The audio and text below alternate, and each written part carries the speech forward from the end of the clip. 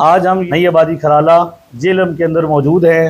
ये हमारे साथ हसन अली साहब मौजूद हैं और ये सैयद मूसा शाह साहब, दोनों खराला के रहने वाले हैं। ये भी इंजीनियर मोहम्मद अली मिर्ज़ा की हमारे वाली सरकार से मुतासर हुए और उन्होंने रफ़ुल यदैन शुरू कर दिया था। अल्हम्दुलिल्लाह हमारे मोहतरम चौधरी असलान गोल्डी साहब और जनाब हाफिज़ मोहम्मद अफजाल साहब, इनकी काविशों से मस्जिद इब्राहिमी के अंदर जो महाना दरस कुरान होता है इसके अंदर, और गौसिया मस्जिद के अंदर भी माशाअल्लाह दरस कुरान और सुन्नत होता है।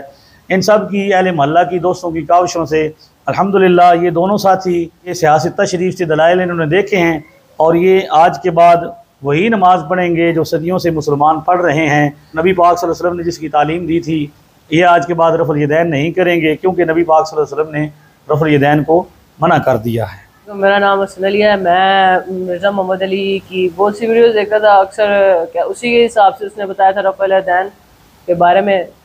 मानता हूँ हदीस मौजूद है, लेकिन उसमें आप वसल्लम ने बाद में मना फरमा दिया गया। निसाई की हदीस है 1185 और सही मुस्लिम की भी हदीस है 970।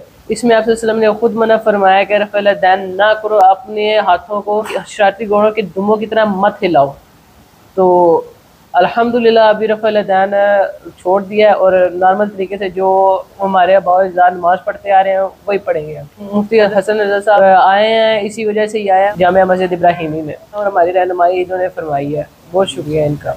मसाइल नमाज इन्हीं की किताब है, इसमें नमाज के सारे मसाइल मौजूद हैं। जितनी हदीस मौजूद है सारी सियासत से ली गई हैं और कोई भी इसके अलावा कोई दूसरी किताब नहीं है। मैंने भी पढ़ी है, आप भी इसका मुताला करें, आपको उम्मीद है फ़ायदा होगा। अस्सलाम वालेकुम, मेरा नाम मोहम्मद मूसा है और मैं भी मोहम्मद अली मिर्ज़ा साहब की बहुत सारी वीडियो देख के उनसे मुतासिर हुआ था और नमाज मैंने भी रफ़ुल यदैन के साथ शुरू कर दी थी। जिसके बाद अरसलान भाई ने मुझे देखा और इसके बाद मुफ्ती हसन रज़ा यल्दरम साहब जो हैं मस्जिद इब्राहिमी में आए और उन्होंने हमारी सियासत के मुताबिक रहनुमाई फरमाई और सुन्नत नसाई की 1185 नंबर हदीस और मुस्लिम शरीफ की 970 नंबर हदीस से हमें रफ़ुल यदैन तर्क करने का हुक्म बताया, जो आप वसल्लम ने हुक्म किया था। और इनकी इस रहनुमाई की वजह से हमने आज से रफ़ुल यदैन तर्क कर दिया है, जिसकी वजह से हम अपने बाओ-अजदाद वाली नमाज जो कि सुन्नत के मुताबिक है वो ये अदा करेंगे। और मैं अपने साथियों को भी यही तलकीन करूँगा कि नमाज जो कुरान और सुन्नत से साबित है उसी पर अमल करें और किसी भी दूसरे फितने में ना जाएं।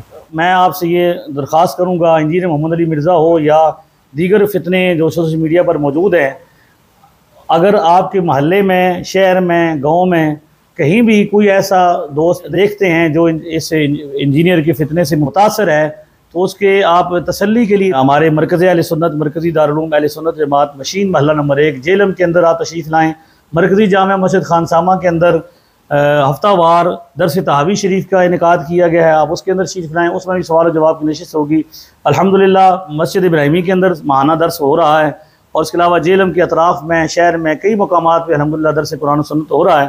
तो आप अपने बच्चों को, नौजवानों को इस इल्मी दर्स के अंदर भेजें।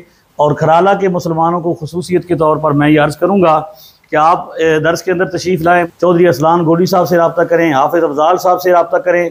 इंशाअल्लाह ताला आपकी तमाम सवालों के जवाब कुरान और सुन्नत की रोशनी में दिए जाएंगे। अल्लाह तबारक व तआला हम सबको हिदायत अता फ़रमाए और ईमान की सलामती अता फ़रमाए।